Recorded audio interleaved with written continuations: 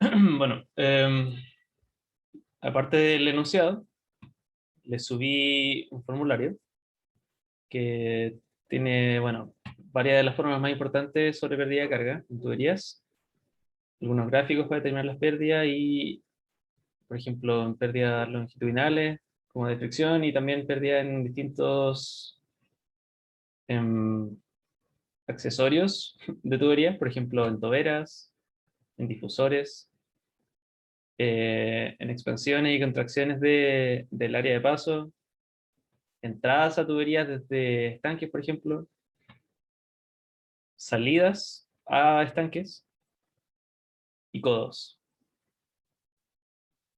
Em, ¿Han visto algo de flujo en tubería o no? Por ahora, con el profe.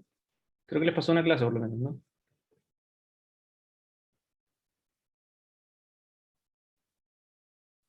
Un poco. Ya, bueno, esta materia en realidad no es para nada difícil, en especial en comparación al auxiliar anterior. Y bueno, se basa básicamente en la ecuación de energía, que es Bernoulli más, Bernoulli más, por ejemplo, un término para trabajo. Podría haber un término de calor, pero vamos a decir que no hay. En realidad no nos estamos preocupando de circuitos donde se calienta agua ni nada. Bueno, más un término de trabajo, que puede ser por una bomba, una turbina, que le den o le quiten energía al fluido. Y las pérdidas, que bueno, siempre es una suma porque son muchas pérdidas a lo largo del recorrido. Y em, esas pérdidas van a ser quitadas de la presión del fluido, que bueno, la altura no la podéis modificar. Si está el fluido a una cierta altura, está a la altura, ¿no? Y la velocidad tampoco la podéis ir reduciendo con, con energía perdida, porque se tiene que cumplir por la ecuación de continuidad que el flujo antes de la pérdida tiene que ser igual después de la pérdida. Entonces, lo que se va perdiendo es la presión. Entonces, por ejemplo, en un flujo ideal, horizontal, que no hay cambios de altura y que no hay fricción ni nada, la pérdida en un punto de la tubería, o sea, perdón, la presión en un punto de la tubería va a ser igual a la presión en el otro punto. ¿Sí? O sea, el flujo se va a mover y todo igual. Pero ahora, si hay fricción, que es lo que siempre pasa cuando hay viscosidad de partida, como lo que nosotros vimos en materia pasada, por ejemplo, cuando vimos Navier-Stokes, cachamos que siempre que hay viscosidad hay una pérdida de carga, que es la diferencia de presión entre un punto y el siguiente, ¿cierto? Bueno, y esa diferencia de presión a lo largo de esa distancia, nosotros habíamos visto que si es que el flujo está desarrollado, em, la pérdida de presión es proporcional a la distancia, o sea que el gradiente de presión es constante. Eso nosotros vimos en materia pasada. Bueno, aquí no nos vamos a preocupar de cosas tan ideales como que el flujo esté desarrollado eh, o que, o que el flujo sea laminar, por ejemplo. Aquí también vamos a usar que el flujo puede ser turbulento, porque no vamos a usar teoría tan específica y detallada sobre el flujo que está dentro de la teoría, sino que son resultados más bien experimentales que se han encontrado para poder modelar las pérdidas, que es lo mismo que decir la diferencia de presión a lo largo de tuberías para flujos turbulentos también. ¿Se entiende?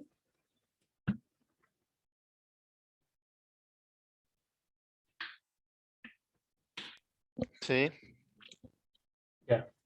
Bueno, de hecho aquí vamos a considerar velocidades únicas, que es, por decirlo así, la velocidad promedio del fluido de la tubería. La altura a la que está el fluido de la tubería no me importa, por ejemplo, que en la parte de abajo del tubo esté más bajo que arriba, sino que es simplemente la altura a la que está la tubería. Son cosas muy generales. Y bueno, aquí tenemos la ecuación de Bernoulli generalizada o la ecuación de energía, y tenemos que en realidad está dividida toda la ecuación por la densidad y la aceleración de gravedad.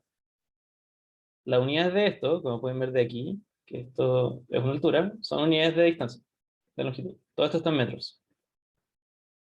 ¿Ya? Y en general, cuando uno dice carga, se refiere a las pérdidas de presión, pero por lo general expresadas en metros. Y eso es dividiendo la presión en ρ y G. ¿Sí? Y que es lo mismo que decir, por ejemplo, no sé, si tienes una diferencia de presión de 10.000 pascales, eso significa que los metros de columna de agua correspondientes a esa presión son los 10.000 pascales dividido en ρ, la densidad, dividido en G. ¿Sí? Por ejemplo, bueno, 10.000 pascales equivale más o menos a un metro. ¿Sí? Porque es 10.000 dividido en 1.000, que es la densidad, y dividido en casi 10, que es la salvación de grados. 10.000 pascales es más o menos un metro de columna de agua. Y también se usa otra unidad, que es muy importante, se usa harto en la ingeniería, que es el bar, que es 10 elevado a 5 pascales, 10 elevado a 5. Y eso, para que lo tengan intuitivamente, un bar, por lo tanto, son 10 metros de columna de agua. O sea que, si tú tienes una piscina de 10 metros de profundidad, la presión que hay en el fondo es un bar respecto a la presión atmosférica. Bueno, tenemos dos tipos de pérdidas. Las primeras son las pérdidas de fricción, ¿no? Porque el fluido recorre la tubería. Bueno, en el caso de flujo laminar y desarrollo y bla, bla, bla, habíamos encontrado hasta una fórmula analítica. Es como el caudal en función de la pérdida de presión, o al revés. Incluso en vez del caudal podíamos expresarlo en función de la velocidad, ¿cierto? Teniendo en cuenta el diámetro y todo. Pero por lo general, las pérdidas de carga por fricción en las tuberías se expresan en metros, como dije antes, y bueno, de una forma para adimensionalizar las ecuaciones, como esto tiene unidad de metros, ¿cierto? Como pueden ver de aquí. Bueno, las pérdidas de carga se obtienen con un factor de fricción y la división entre la longitud y el diámetro de la tubería. ¿Ya? Entonces, esta es la fórmula general para las pérdidas de fricción, que también se le llaman pérdidas mayores. Y el factor de fricción para el flujo laminar lo había encontrado analíticamente y se puede expresar de esta forma, que es simplemente 64 dividido el número de Reynolds. Y bueno, el flujo laminar es siempre que el Reynolds sea menor a 1300 en tuberías. Pero cuando el flujo es turbulento, es más complicado, porque ahora ese factor de fricción depende, eh, depende no solo del número de Reynolds, sino que también de la rugosidad de la tubería. Por muy rugosa que sea la tubería, si es que el flujo es laminar, no va a depender de la rugosidad. Porque en realidad todo va a ir parejo y no va a tener esas ondulaciones por la rugosidad, ¿no? Una idealización. Entonces, la forma más básica para encontrar ese factor de fricción en flujos turbulentos es usar el diagrama de Moody. Que, bueno, aquí tienes el número de Reynolds en el eje X. Aquí a la derecha tienes la rugosidad relativa, que es una medida de rugosidad que es de distancia, la cual podemos encontrar de esta tabla, según el tipo de material, cómo está hecha la tubería, dividido en el diámetro de la tubería. Entonces, por ejemplo, si nuestra tubería es de hierro, por ejemplo, este tipo de hierro cast, creo que forjado, bueno, vamos a tener que la rugosidad, que es el epsilon, vale 0,15. Ese 0,15 lo dividimos en el diámetro de la tubería y encontramos un valor. En general son súper bajitos, como este. Entonces, por ejemplo, si es que nos dio que la rugosidad relativa, que es el epsilon dividido en el diámetro, es 0,002, y el número de Reynolds, por ejemplo, es 10 elevado a 6, entonces vamos en esta curva hasta que encontremos con ese Reynolds. Sería más o menos aquí. Y entonces aquí a la izquierda, vamos a ver cuánto vale el factor de fricción. Sería como 0,024. ¿Está cachando ese proceso?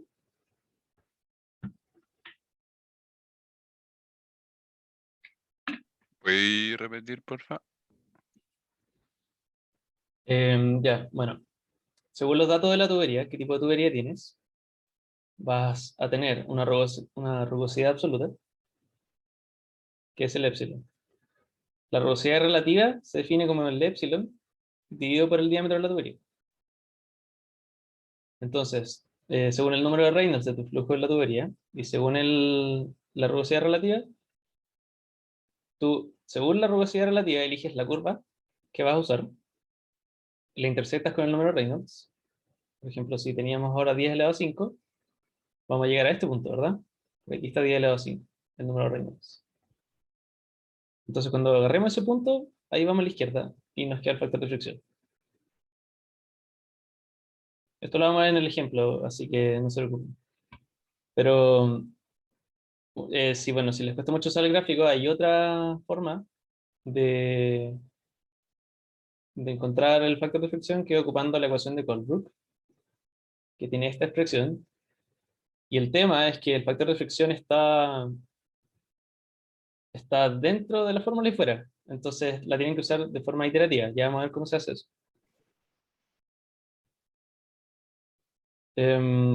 Así que, bueno, ahí lo vemos. Y para las pérdidas menores, que pueden ser, por ejemplo, por los codos, por toberas, todo este tipo de cosas. Toberas, difusores, expansiones, entradas. Bueno, también se le dicen pérdidas singulares porque son pérdidas que ocurren en un momento de la tubería, no como a lo largo.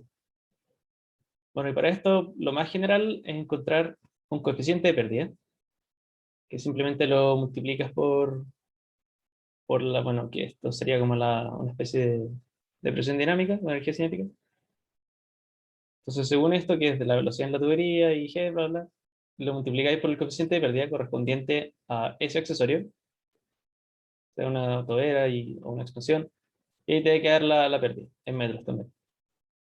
O muchas veces es posible, en vez de encontrar el KL, encontrar una longitud equivalente, ya que es lo mismo que decir a cuántos metros de pérdida de carga normal, como de fricción, equivale ese accesorio.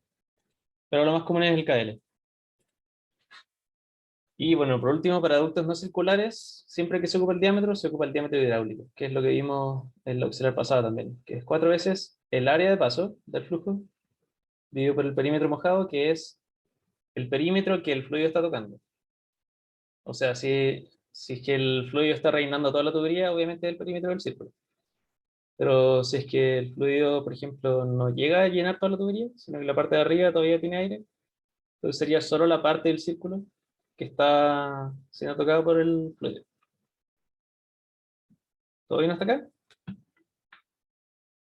Sí. Ya ven. Entonces, pasemos al problema. Entonces, bueno, tenemos este circuito en que hay un estanque con agua en reposo, y aquí hay una tubería de entrada, y aquí tenemos una bomba que ayuda a impulsar el fluido por aquí, a través de todos estos codos. Acá hay una válvula abierta, una válvula de globo. Las válvulas de globo son las que tienen como una especie de manivela, bueno, esas que se cierran como manualmente, que son como súper grandes en general. Y aquí tenemos una llave como de, no sé, de lavaplatos, cosas así. Y bueno, aquí mismo nos dan el KL de esta llave. Ya vamos a ver cómo ocuparlo. La tubería en general, todo este recorrido tiene un diámetro de 20 milímetros y es de cobre, pero de cobre trefilado. Que trefilado se dice drawn, la misma palabra que dibujar. Y el diámetro de salida del agua en la llave es de 12,5 milímetros. Bueno, y el caudal es de 45 litros por minuto. Entonces la gracia es que primero veamos cuál va a ser la diferencia de presión entre estos dos puntos a los dos lados de la bomba, si es que no hubieran pérdida de carga, y el trabajo que va a hacer la bomba. Y luego considerando todas las pérdidas de carga, y vamos a ver la diferencia. Entonces, bueno, vamos a poner la imagen aquí para que nos acompañe siempre. Partimos viendo la velocidad media de la tubería, ¿cierto? Es el caudal dividido en el área de paso, que es pi diámetro al cuadrado dividido 4. ¿Sí? El caudal aquí lo tenemos, para pasarlo metros cúbicos por segundo, hay que dividirlo por 1000 para que esté en metros cúbicos, y lo mismo 60 para que esté en segundo. Y nos da que la velocidad es 2,387 metros por segundo. ¿Ya? Ocupando esto en el número de Reynolds, nos queda 47.746. Y este número es mayor a 2300. De hecho, es mayor a 4000. Por lo que el flujo en esta tubería va a ser turbulento. ¿Se cachó?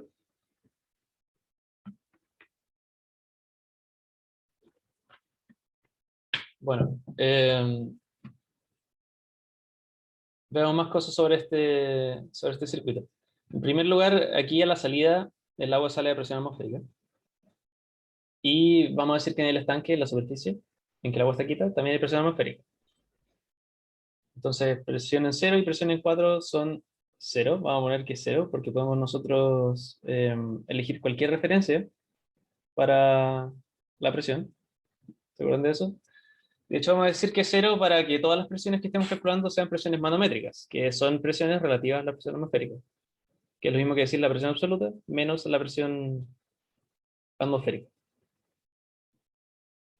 De hecho, por ejemplo, para los que todavía no tengan bien claro, si ven aquí que es la ecuación de energía, sale que, bueno, que aquí tenemos cierta presión y aquí tenemos otra presión, pero básicamente si nosotros sumáramos un término constante a cada lado, por ejemplo, presión atmosférica dividido en ρg y presión atmosférica dividido en ρg, entonces la ecuación también se cumpliría y nosotros podemos redefinir la presión como P1 más presión atmosférica y P2 más presión atmosférica. Entonces, en realidad, para este tipo de aplicaciones, que siempre que no involucre termodinámica en el fondo, ¿ya? Siempre como cuando las presiones lo que hagan es generar fuerza, como aquí en la mecánica de fluido en general. Entonces, las presiones tú puedes elegirlas con cualquier referencia que quieras. Nosotros estamos eligiendo la presión manométrica o presión relativa, que es decir que la presión atmosférica es 0. Entonces, en este caso, sí podemos tener presiones negativas. Y, por ejemplo, se dice presión manométrica porque es lo que mide un manómetro. Cuando uno, por ejemplo, pone un manómetro en el, en el hoyito de una llanta desinflada, te va a salir 0, porque la presión dentro de la llanta es igual a la presión atmosférica.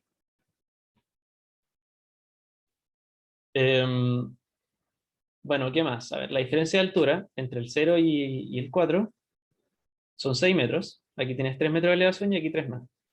Esta diferencia de altura es muy chica, así que la vamos a despreciar. Y bueno, podemos calcular la velocidad de salida de la boquilla de la misma forma que antes. Como, bueno, caudal dividido en el área de paso con el diámetro que tenemos aquí, 12,5 milímetros, y nos queda 6,112 metros por segundo.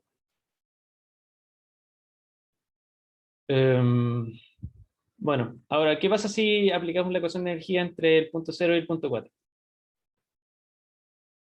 Teníamos que las presiones en 0 y en 4 son 0. En el punto 0 el agua está quieta. Bueno, estamos asumiendo que hay una línea de corriente, en todo caso, como vimos al principio. ¿Sí? Dos cosas, en verdad. El perímetro mojado al final supusiste que era el completo, ¿no?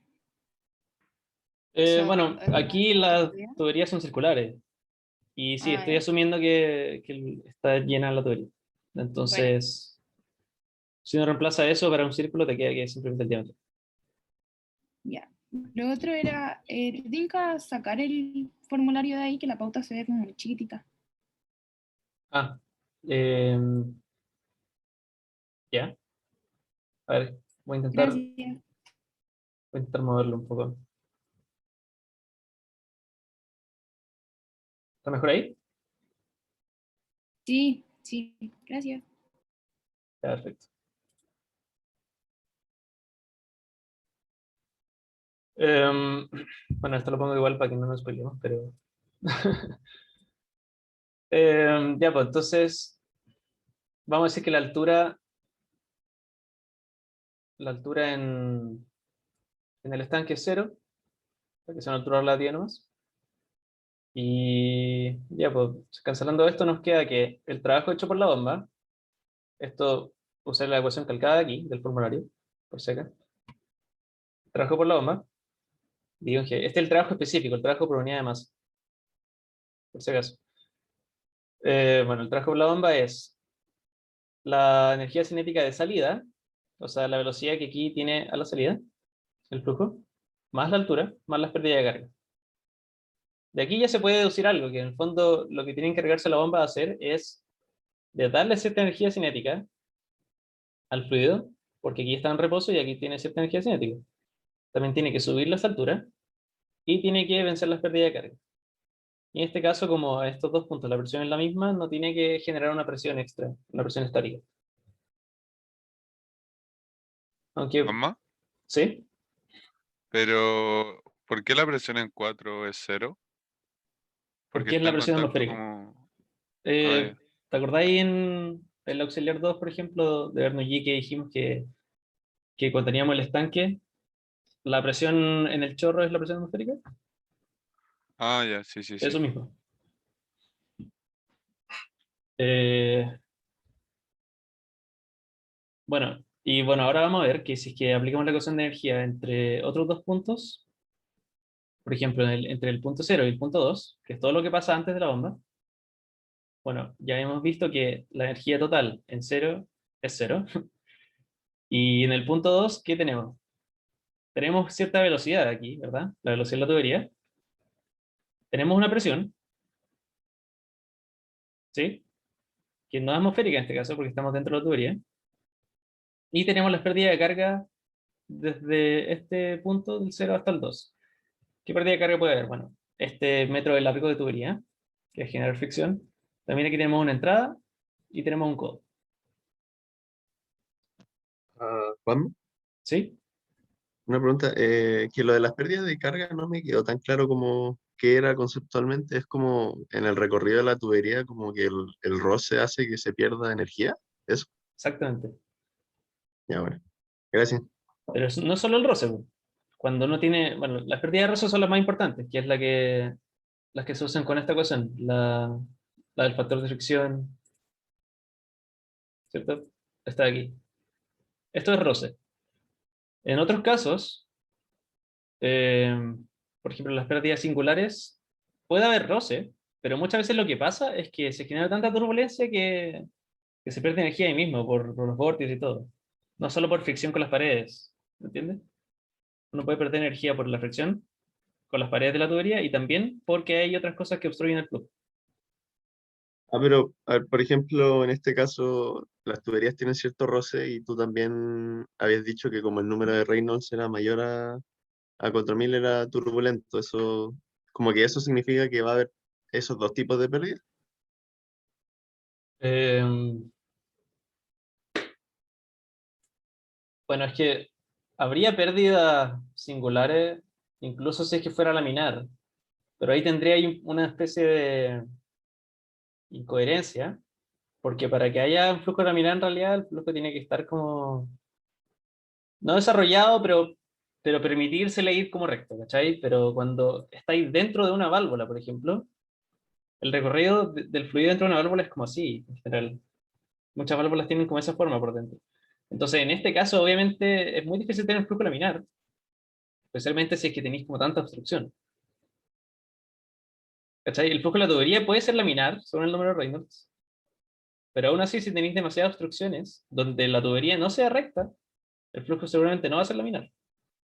Pero podría volver a ser laminar después, cuando salga de esa obstrucción, y empiece a fluir por la tubería de nuevo.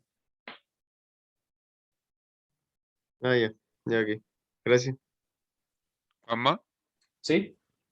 El W in en la segunda, en la ecuación 1b es cero porque es antes de la bomba, po, ¿no? Exacto. No hay nada que haga trabajo entre el punto 0 y el 2. La bomba es lo único que Vale. puede hacer trabajo. Es trabajo externo. ¿Cachai? No, porque también la presión puede decir que hace trabajo, que es lo que vimos en la ocasión de Claro. Bernoulli y todo, pero no, es trabajo desde afuera. Ya, bueno. Y bueno, puse trabajo in para que tenga el signo de que el trabajo está entrando al flujo. ¿Sí? Tú puedes poner al otro lado y ponerle doble out, por ejemplo. ¿Cachai? Entonces la energía en el punto 1 más trabajo, energía positiva, llega a ser la energía en el punto 2, si es que la energía aumenta.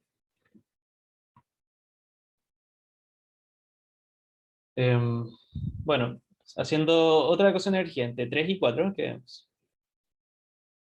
La presión del punto 3 es desconocida, también tienes la velocidad de la tubería, y no tienes altura.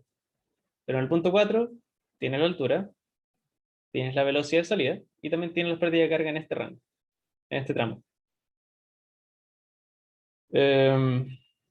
Bueno, ¿y qué pasa si nosotros sumamos estas dos ecuaciones?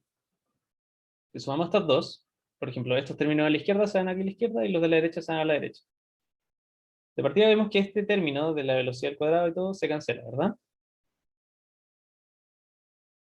Aparte de las pérdidas de carga, las podemos sumar todas, y sería lo mismo que las pérdidas de carga en todo el circuito, que es lo mismo que teníamos aquí.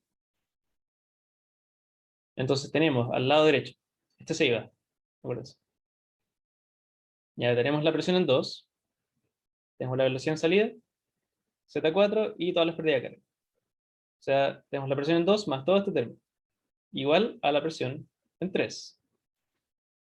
Entonces, si pasamos la presión en 2 para la izquierda, nos damos cuenta que P3 menos P2 dividido en ρg es este término. Entonces, igualando con el trabajo, por estas dos ecuaciones,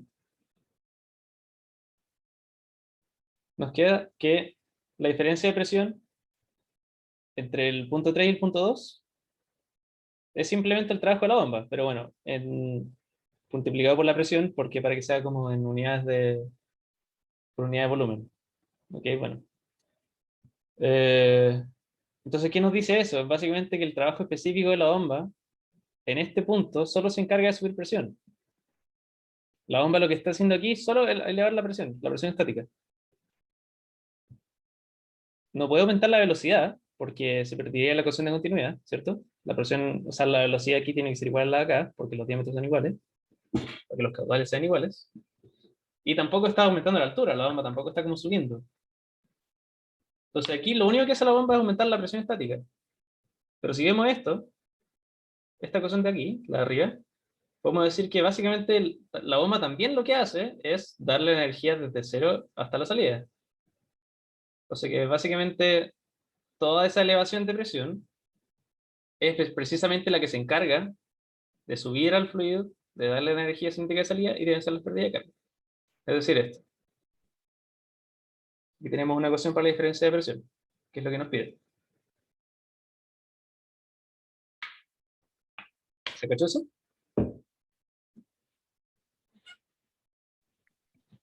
Yo me perdí un poco, ¿se podría repetir?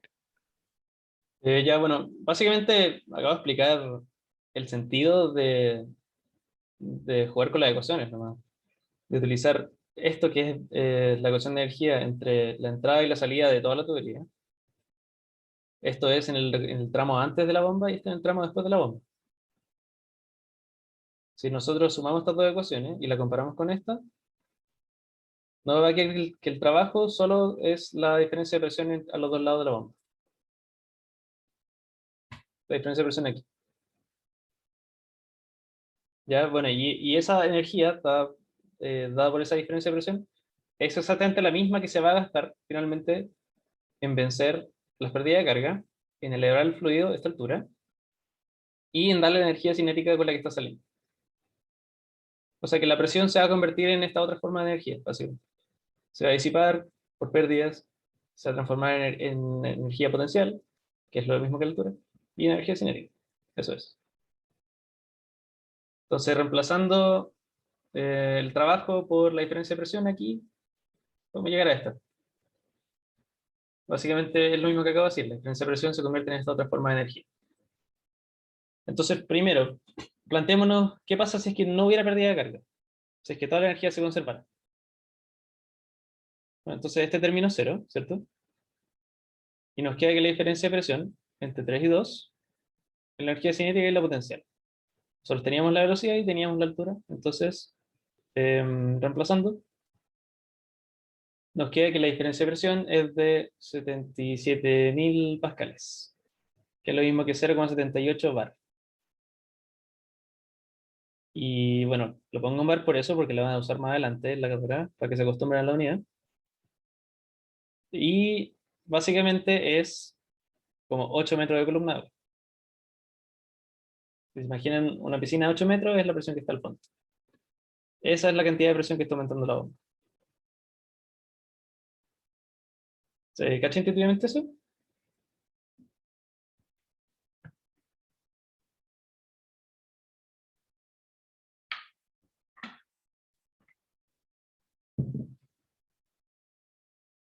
¿No mucho? Bueno, pero... No, no entendí la pregunta, yo por lo menos. Bueno, si se entendió lo que significa que la diferencia de presión sea esta cantidad de bares. O sea, es para que se acostumbren a usar la unidad, en verdad, pero es para que se imaginen lo que es esa diferencia de presión. Es básicamente aumentar la presión desde la atmósfera hasta el fondo de una piscina de 8 metros, o 0,78, o sea, 7,8 metros. Pero bueno, no se preocupen. La carga proporcionada por la bomba, hablamos de carga cuando hablamos de altura de columna de agua. Bueno, simplemente la diferencia de presión dividido en ρg. ¿Sí? Y entonces, bueno, simplemente agarrar este número y dividirlo en ρg. Y nos queda 7,9 metros. Que básicamente lo mismo que dije, o sea, 7,9 metros de columna de agua o de altura. Bueno, el bar no es exactamente 10 metros de columna de agua, son 9,8, pero esa es el orden de magnitud, para que se lo imaginen. Bueno, y ahora queremos saber la potencia en watts. ¿Qué hacemos? Tenemos una diferencia de presión y como ustedes saben, la multiplicamos por el caudal nomás y tenemos la potencia. ¿Sí?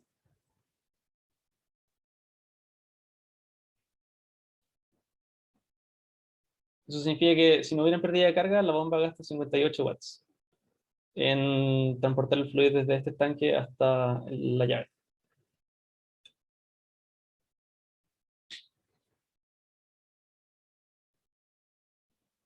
Bueno, ahora pasemos a ver los efectos de la pérdida de carga.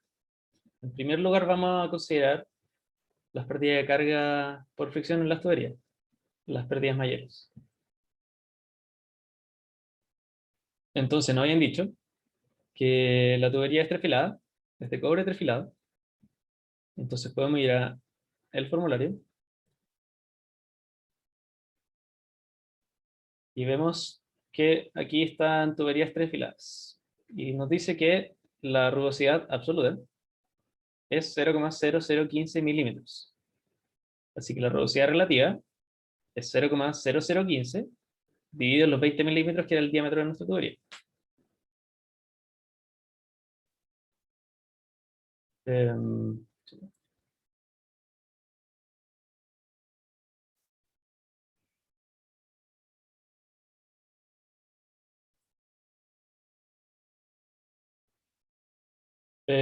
ya pues. Entonces tenemos que la rugosidad relativa es 7,5 por 10 elevado a menos 5. Ya, bueno, vamos a hacer esto en pantalla completa, ¿no? 7,5 por 10 elevado a menos 5. Y el número de Reynolds era, me parece que 47.000, algo así, 47.700, ya. Si nosotros usamos el diagrama de Moody, 47.000, casi 50.000, que es 5 por 10.000, 5 por 10 elevado a 4. Entonces, más o menos acá, el número de Reynolds. Y la rugosidad era 7,5 por 10 elevado a menos 5. O sea, es casi 1 por 10 elevado a menos 4. Entonces, más o menos esta línea. Si nosotros vamos acá, por esta línea, y es más o menos por acá, ¿cierto? ¿Están cachando este proceso? Elegir la rugosidad relativa y el número de Reynolds que teníamos. Para la velocidad relativa, elegí la curva que está a la derecha, la correspondiente, y llegué al punto donde intersecta el número de Reynolds desde abajo. ¿Sí? Si voy a la izquierda aquí, me queda que es más o menos 0,0015 0,024. ¿Sí? El factor de fricción. Bueno, aquí en la pauta no usé el diagrama de Moody, sino que usé la ecuación de Colebrook. Y bueno, ahora les voy a enseñar más o menos cómo usarla. Es esta ecuación de acá, fíjense. Ya, menos 2 por el logaritmo en base 10 de la revolución relativa dividido en 3,7 más 2,51 dividido el número de Reynolds por la raíz del factor. Ya, aquí la gracia es que no utilicen el factor directamente. Ya, esto se tiene que ser calculado. En este caso. Les voy a mostrar. Asumen que 1 dividido en la raíz de f es algo, un valor, ¿vale? Entonces aquí tienen 2,51 dividido en Reynolds por ese algo, ¿verdad?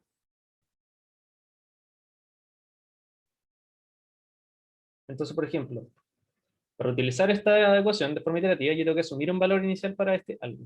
Entonces yo voy a decir que es 1, por ejemplo. Entonces, ¿qué voy a hacer?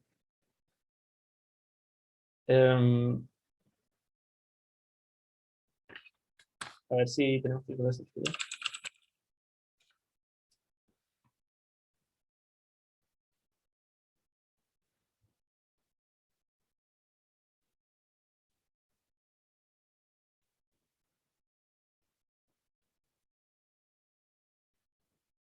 Ya, menos 2 por...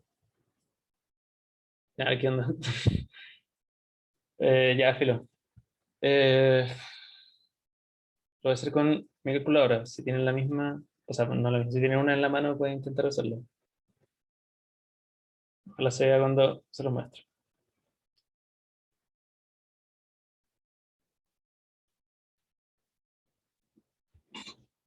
No, no sé nada más.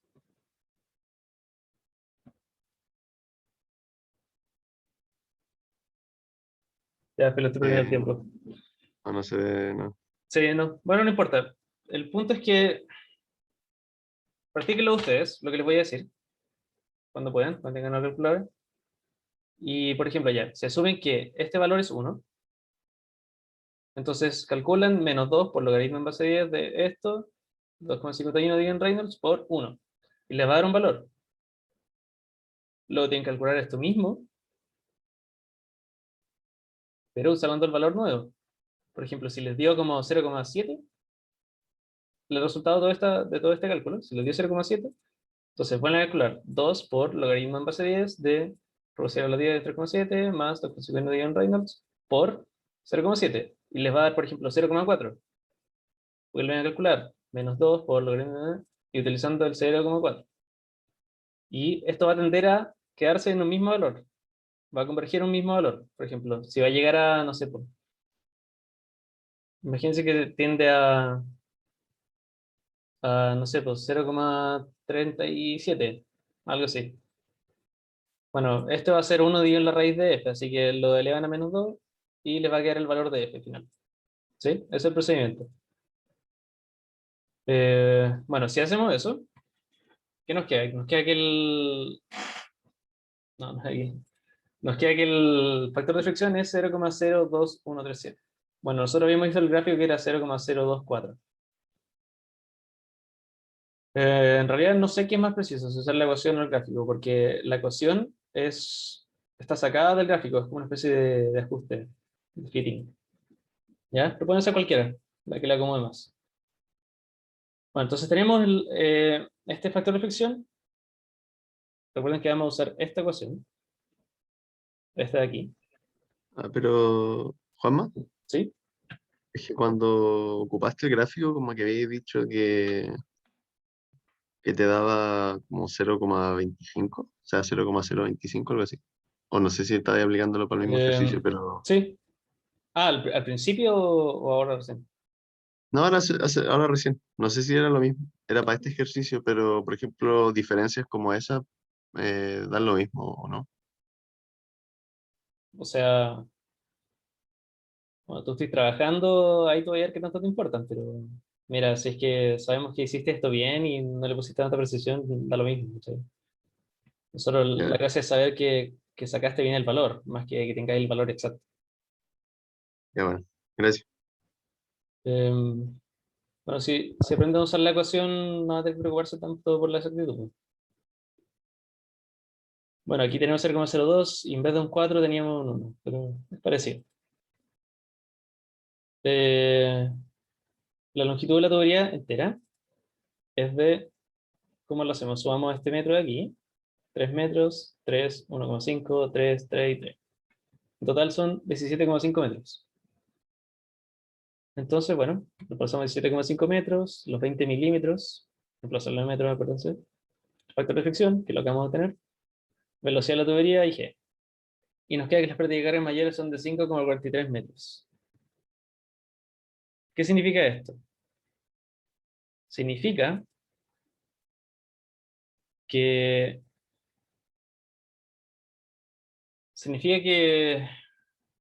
básicamente con lo que estamos impulsando con la bomba, 5 metros se nos están disipando.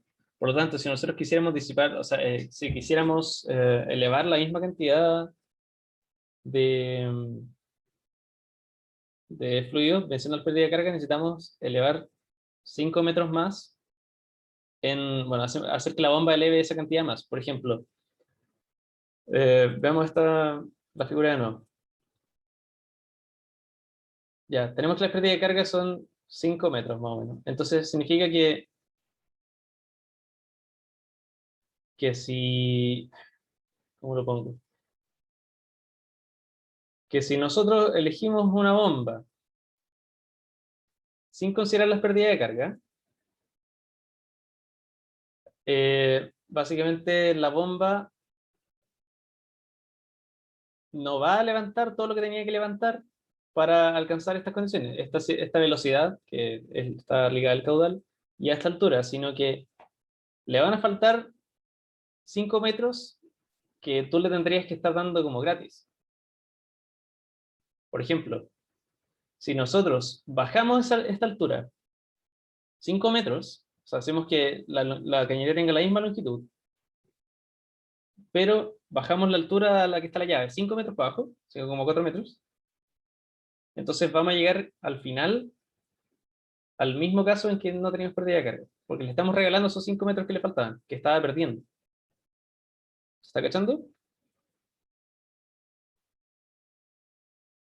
Bueno, es como la altura de columna de agua, es presión hidrostática, energía potencial, como quieran verlo.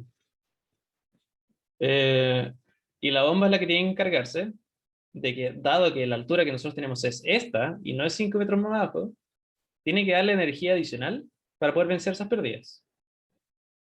Esos 5 metros se pueden traducir directamente en una presión adicional, en vez de una carga en altura, multiplicando esos 5 metros por G.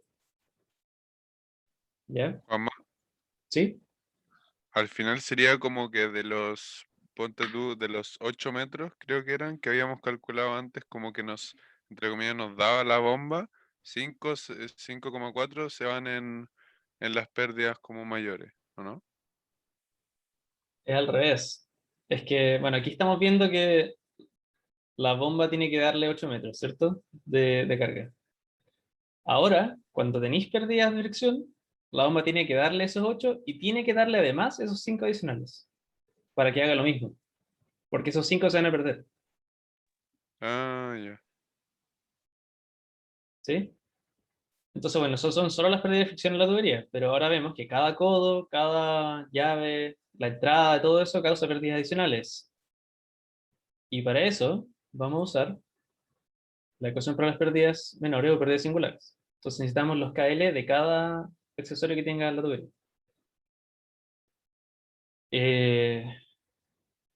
Bueno, partamos, por ejemplo, eligiendo los codos, ¿ya? Estos son codos en 90 grados, y aquí dice que son threaded, que significa que están enroscados. Es como, ¿han visto esas tuberías que tienen como en la punta un hilo, una rosca? Y se unen como enroscándolas así. Esos son. Porque también pueden ser flanqueadas, que significa que la tubería a los bordes tiene como para ponerles pernos y todas esas cosas, y quedan como apretadas así. Pero lo que pasa es que este hilo, esta rosca que está al final, bueno, tiene cierta rugosidad que le va a hacer perder más energía, ¿cierto? Al fluido. Entonces, en nuestro caso tenemos codos en 90 grados enroscados. Entonces, aquí tenemos esto. Codos en 90 grados enroscados. Y tenemos que el KL es 1,5. Eso lo tenemos acá. ¿Ok? Aparte tenemos una válvula de globo que está abierta. Aquí está. Y aquí tenéis válvulas. Y dice válvula de globo completamente abierta. El KL es 10. Entonces lo ponemos acá. ¿Y qué tenemos aparte? Tenemos la llave de la salida, que la imagen misma nos decía que el KL es 2. Y la entrada a la tubería. Que imagínense que aquí la entrada es como que la tubería está inmersa en el agua, pero a poca profundidad. ¿Sí? Entonces, eso, el caso más parecido, aquí para en pérdidas de entrada, sería este, ¿no? Pero solo que sería vertical la tubería en vez de horizontal.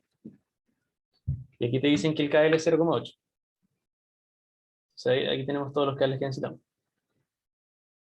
¿Se cachó esto?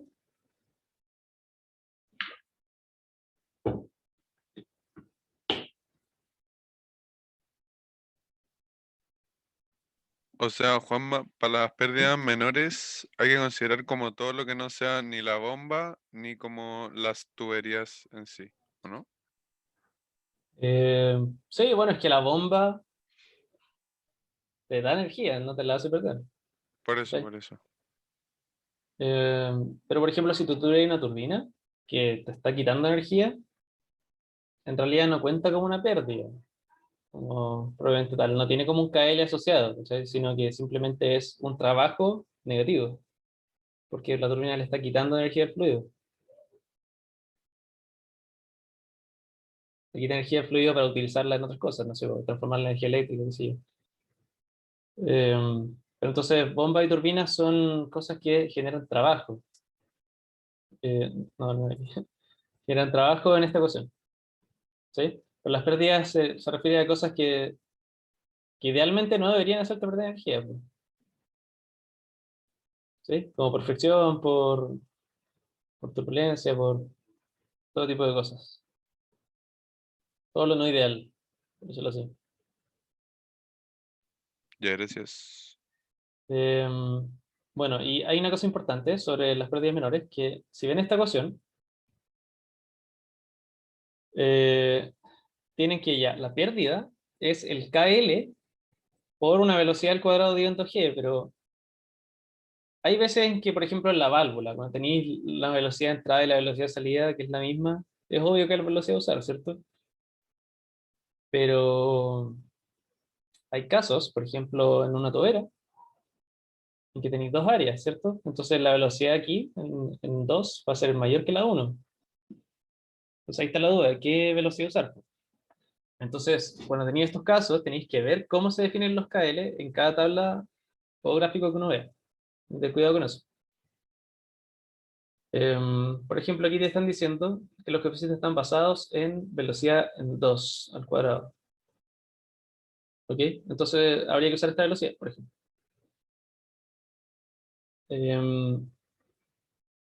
Aquí para difusores, te están diciendo que el KL se está basando en la velocidad en 1. Bueno, en estos dos casos se está basando en la velocidad más alta. Entonces, bueno, cuando tengáis estas dos opciones o múltiples opciones, hay que fijarse cómo está definido en cada caso el KL. Pero en nuestro caso, todos los KL se definen con la velocidad de la tubería. Por ejemplo, aquí en la entrada era la velocidad que tenía la tubería una vez que entró. A la salida dice que el KL es 2, pero basado en la velocidad de la tubería.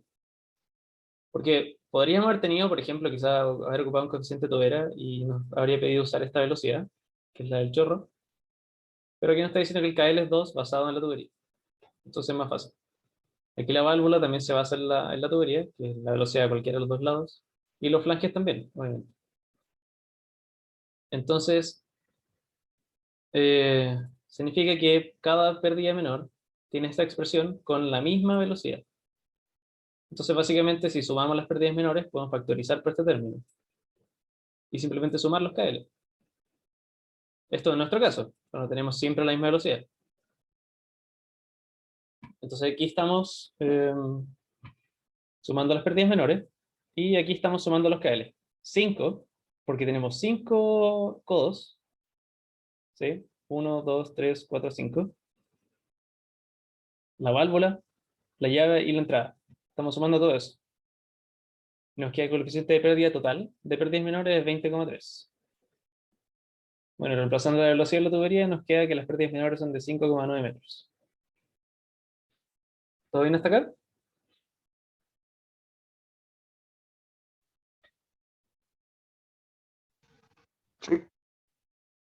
Ya, perfecto.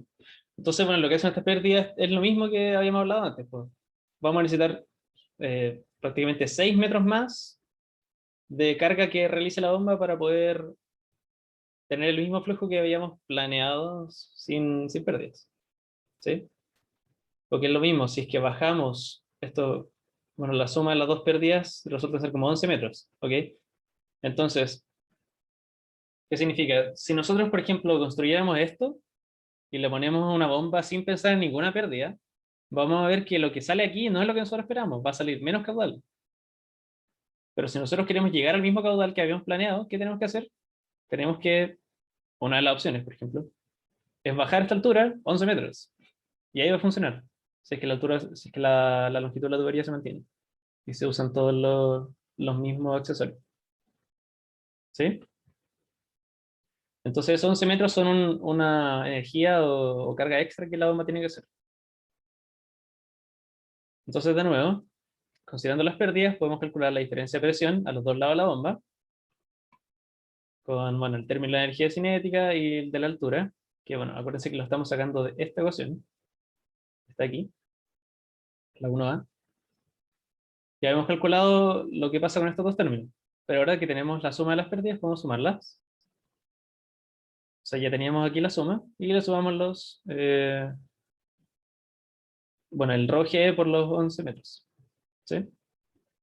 Y nos queda 188.000 pascales, o 1,89 bar. O sea, casi 2 bar, o sea, casi 20 metros, es lo que la bomba tiene que dar de energía en total al circuito. Bueno, aquí estamos, de hecho. 19,23 metros de carga. Y para saber la potencia total es multiplicar la presión por el caudal, o que es lo mismo ρ G por la carga por el caudal. Y nos queda 141,5 watts. Comparando con el valor sin pérdida de carga, teníamos que era 58, y aquí 141, es como casi el triple. Y así con las pérdidas, pues. Bien importante. ¿Se cachó? ¿Lo auxiliar?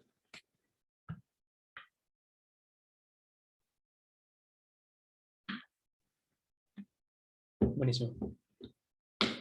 Juanma, tengo que admitir que yo no estoy al tanto de la materia del curso y que la poca participación, por lo menos de mi parte, tiene que ver con eso y no con tu auxiliar. Estoy muy segura que cuando sepa qué estamos viendo, este auxiliar me va a servir mucho para estudiar. Me da como pena que esté hablando solo, pero no tengo nada que aportar. No, pero no te preocupes, mira. De ahí vela de nuevo. Cuando hayas estudiado más, y creo que te va a ser útil repasar este problema. Eh, bueno, y qué bueno que por lo menos haya cachado de forma general el procedimiento, porque en realidad esta materia no es difícil. Eh, bueno, eso fue, pues. ¿Alguien tiene alguna pregunta sobre esto, sobre otra cosa? Juanma, para el control, los problemas más o menos de qué van a ser. Bueno, el problema de esto, de pérdida de carga. Y debería haber otro problema que es de la materia de capa límite o barras de presentación, que por ahora no lo tenemos definido. Así que no sabemos incluso si va a ser más de capa límite o más de rastre. Pero serían dos problemas, uno de cada uno. Ya, bueno, gracias. Juanma. ¿Sí? Y por ejemplo, si estamos en un ejercicio de esta materia y no nos dieran el gráfico, lo podemos asumir como conocido, ¿cierto? Y nosotros por nuestra cuenta buscar como el coeficiente de roce Sí, en el sí. gráfico. No, pero de Ahí. hecho se lo vamos a dar el gráfico.